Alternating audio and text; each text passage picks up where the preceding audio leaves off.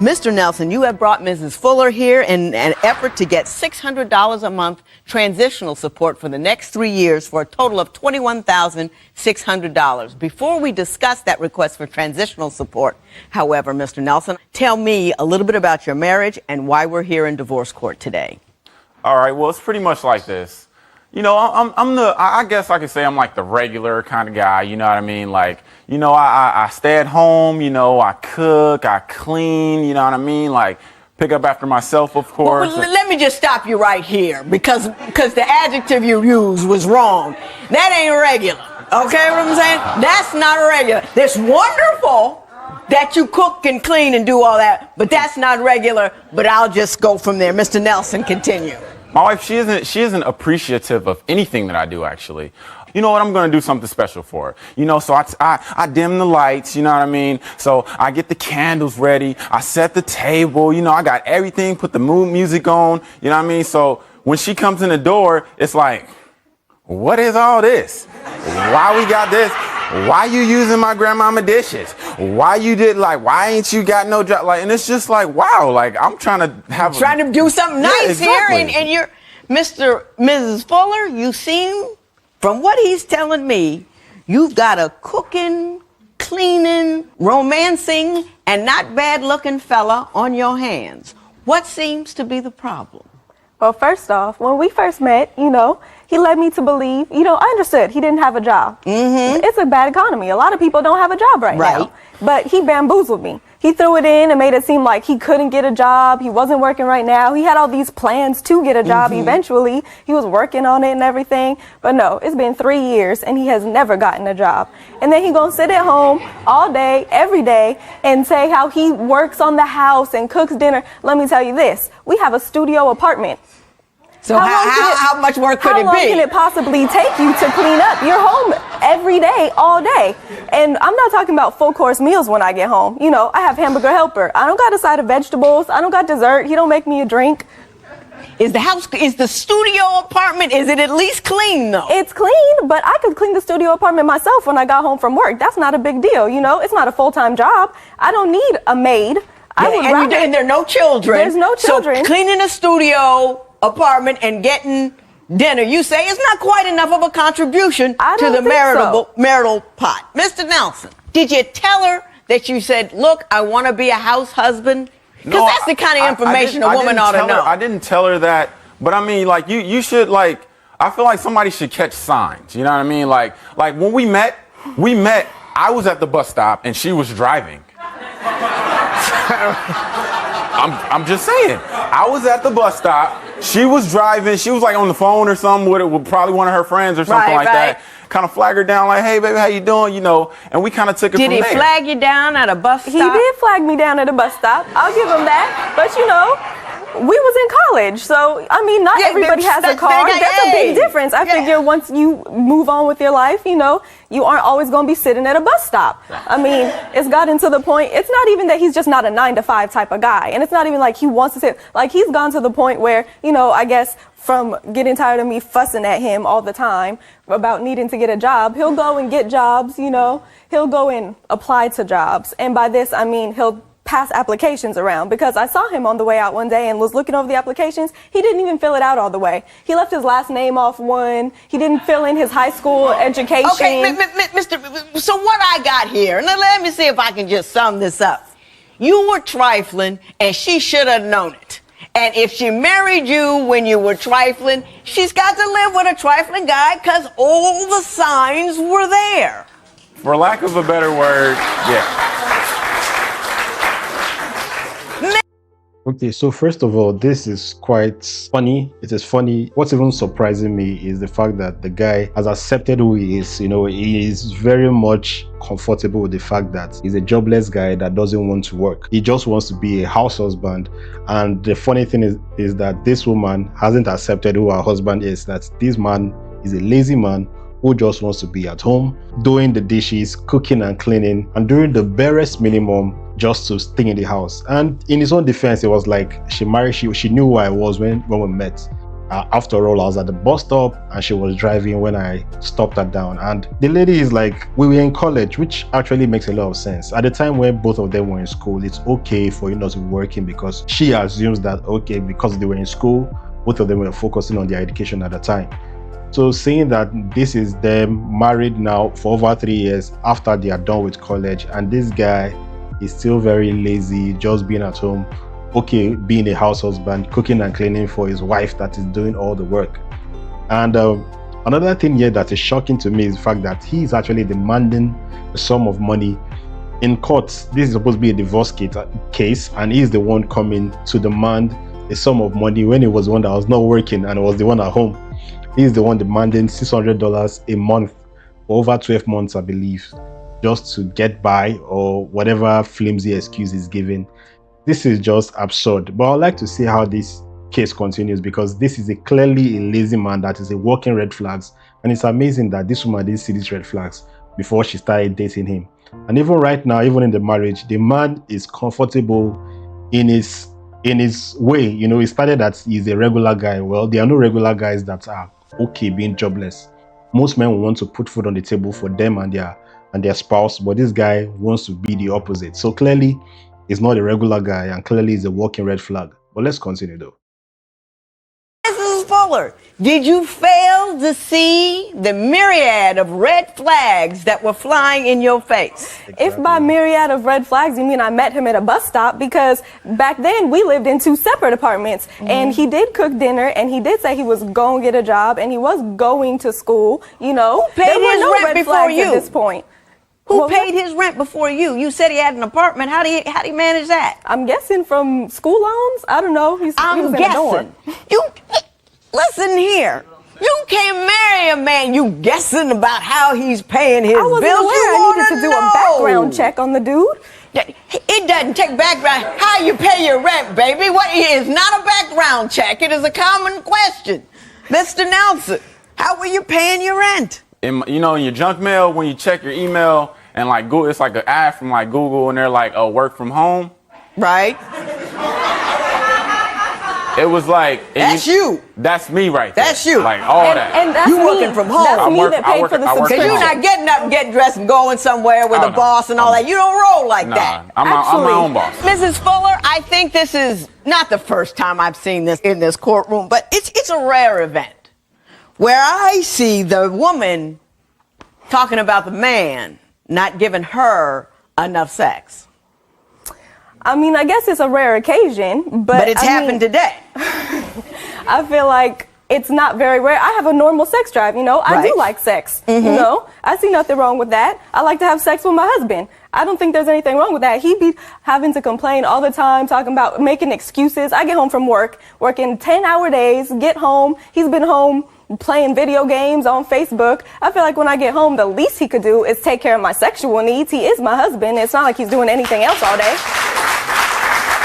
I finally do get home. He can talk about all type of excuses. I got a headache.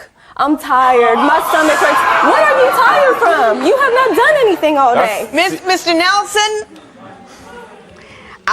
are you coming up light on the loving? That's definitely an exaggeration. You know what I Okay. mean? Like, What's the truth? There's one thing, like, you know how I said I was a regular guy? Yeah. Like, and we already established that that's incorrect. She says Go that ahead. she has a regular sex drive. Her sex drive is like, she has like Energizer Bunny syndrome. You know what I mean?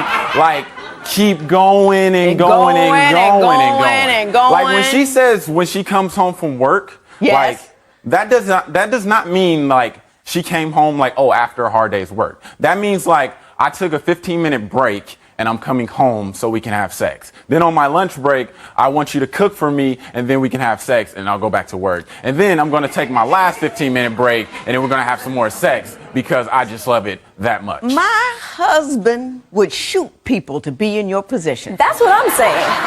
And he acts like I'm the one that's wrong. And half the men I know out there would not only not be complaining, but they'd be going to their boy. Do you know what I got going on at my house? Of course, like that's how it started. That's how it started. You know what I mean? I was like, oh yeah, like all for it, you know, because it was cool, like, you know, but like it was like it was on occasion, you know, it was great sex on occasion. On occasion. Then occasion. But you don't want occasions to be every day. Right. I don't want it to be 17,000 times per second. Like I want it to be like I want it to give me a rest. Like I'm human. Like I'm not Superman. Like so I'm asleep, of course. I'm asleep, you know, after a night of sex that we probably just had, you know, so she wakes me up, you know, with the hands in the pants, you know, and that's cool. Like fellas, that's cool, right? That's everybody feel like that's cool. But 30, 45 minutes, that's cool. Ladies, is that 30, 45 minutes? We're not taking a survey, Mr. Nelson.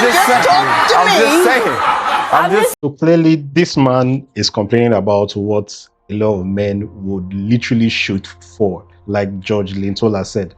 Because to be honest, most of the time you see the woman arguing that she is the one not in the mood and the men are the ones stressing her. And in this case, the barest minimum for a man that is not working is to at least satisfy his wife in the bedroom.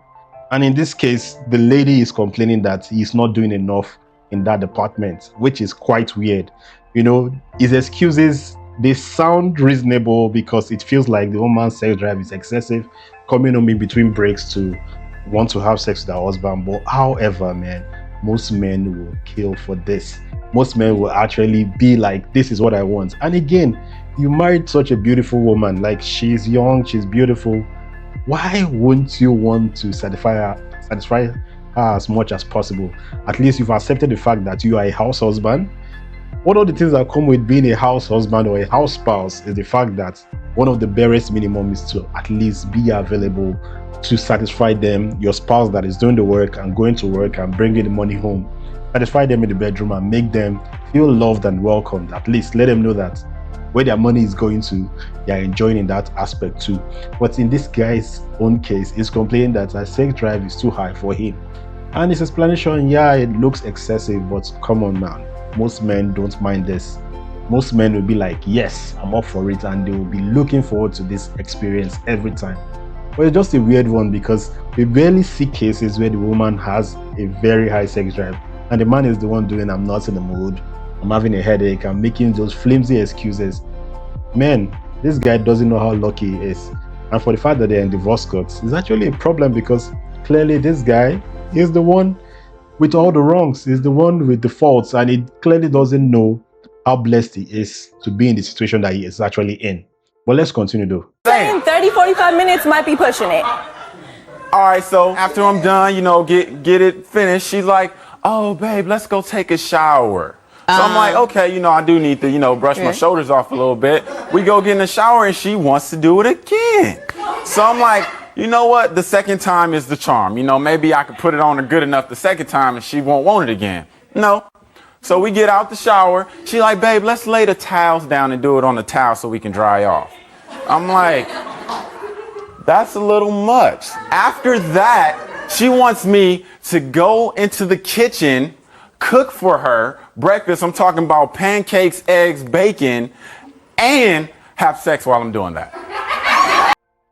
I don't know if he's over-exaggerating or if this is really what the lady does. And if this is actually what she expects, well, it's excessive. We can't deny the fact that it's excessive. But if he's just over-exaggerating and just trying to explain that this is her expectations and this is how much she loves sex, then maybe he should at least try to do his best in that department, since all he does is to stay at home and cook and clean in their very mini apartment, the studio apartment. But let's go. Mr. Nelson, you say in your papers that your wife fails to understand and respect your vision. Could you explain to me what your vision of your life and your marriage truly is? Well, I mean, given the circumstances, you know what I mean? Like, we have a very nice life, you know, like she goes to work, you know, does her thing. She brings in all the money for the bills and different things like that. You know, I go grocery shopping, I clean up, I cook. Pretty much I'm like the stay-at-home dad. Right. You know what I mean? Which shouldn't We be don't have any many kids. But I'm practicing. I'm practicing, right? It's good practice. And like, if we've been getting along fine for 3 years, you know what I mean? And like, if I was bringing home the bread and she was at home cooking and doing everything that I'm doing right now, I'm then guessing I would say I had a really good life too. I just don't see it as a problem. Like, you know, like if you look at. Well, you know, it is a problem because you're here. You with me on that? I mean, I do have a job. You know, my job is taking care of her. You know, she comes home. But she says you're not doing it well enough. But I mean, like, because she has very high expectations. She's always throwing it in there like, oh, my ex could do this, my ex could do that. You know what I mean? How do you think that hurts my feelings? You know what I mean? Right. Like, I can only take so much of that. Every time it's always the argument that, oh, somebody else could have done something better. You know what I mean? And you don't want to hear all that. I really don't. Are you comparing him to your ex? I'm only comparing him to not even just exes, people in general. I'm comparing him to people who look, aren't. that guy's got a job. Why don't you? Exactly. I'm comparing him to people who aren't lazy. Laziness is something that I just can't stand. I'm lazy. I understand when people are in hardships. I understand people on rough times. I don't understand laziness. Okay, Mrs. Fuller, what made you to decide ultimately that you didn't want to be in this marriage anymore? What was the final straw? The final straw was recently, by some miracle, somehow, he finally got a job interview. And, you know, I made sure he was dressed up, was like coaching him, like, they're going to ask you this, you're going to ask you this. I was so excited. He finally got a job interview. I don't know how, since he don't fill out applications. But he went. You know, I was excited to hear about it. He got back and he basically threw it. He told them that he's not the 9-to-5 type guy and basically just blew the interview. They said, hey, can you work on holidays and on weekends? I'm like, no. Mrs. Fuller, here's the problem I have with you. You know, people aren't what they tell you. They are what they do. He was doing what he does, which was nothing when you met him. It's nothing now, and it will continue to be nothing because, as he says, this is his vision of life. So you can't pretend it's something other than what it is. And for the life of me, I never understand why people do not sit down and have a conversation about what it is I expect, because you're making a commitment for here on. And you're not going to talk about what it is and what it isn't. Mr. Nelson, you're lazy.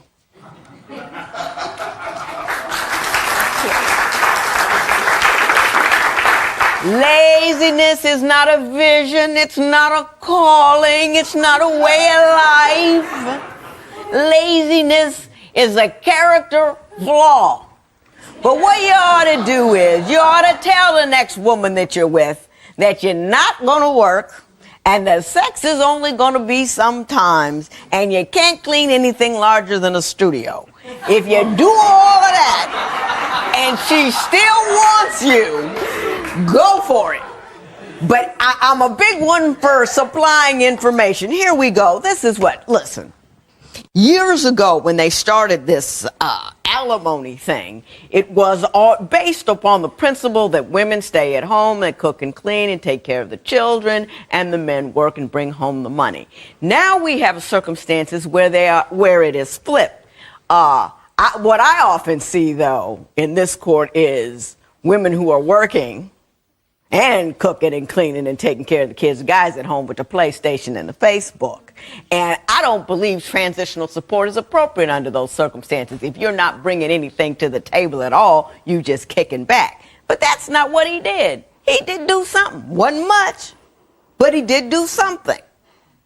Now, whatever it was that you were doing before you found her to pay your rent, you're going to need to start doing that again. But I'm going to give you a minute. And I just mean a minute, to get it together. I'm going to award you $500 a month for the next 3 months. Not the $21,000 you were looking for, $1,500. Give him the $500 a month. All lessons cost money. You have to pay for stupid decisions. This was a stupid decision. $500 a month for the next 3 months, $1,500 in favor of Mr. Nelson. It is so ordered. All rise. Parties may leave the court. Okay, now tell me what you think about this, because to be honest, in this particular case, I feel like Judge Lintola was too lenient on this guy. I've never seen anybody get rewarded for their laziness, but he seemed to have played his card right by landing the lady and making sure that he got a naive lady at the time where he got her and was able to marry her. You can see him smiling because he sees that as a win. $500 for 3 months, that's $1,500, regardless of his $21,600 he was looking for a whole year or so. He sees that as a win, and clearly the guy feels like he deserves to be lazy. You know, he takes pride in talking about how he's not willing to work, do a 9 to 5, and he wants to be at home to play and do the cooking and cleaning. And even on the barest minimum, at least satisfy his wife in the bedroom, he feels he can't do that. So clearly, I'm of the opinion that he shouldn't have gotten anything at all, and if possible, he should have done a little bit of more to even, you know, support the lady in any way he could. But for sure, the logical thing, emotions are not what are being judged in the courtroom, but the logical thing is being judged in the courtroom. And Judge Lintola just did what I feel is the logical thing, since he will need time to get a job and need to, you know, find something. So of course, the wife should support him in those periods, and the alimony is to his favor because he is the one with the lesser income compared to his wife. But tell me what you think about this though. To me, this guy, Mr. Nelson, is the laziest, mediocre guy I've seen. And I've never really seen a man that takes pride in laziness like I just saw in this particular video. But tell me what you think about this. I would like to see your comments in the comment section. And with that being said, I'll see you guys on the next one. Peace.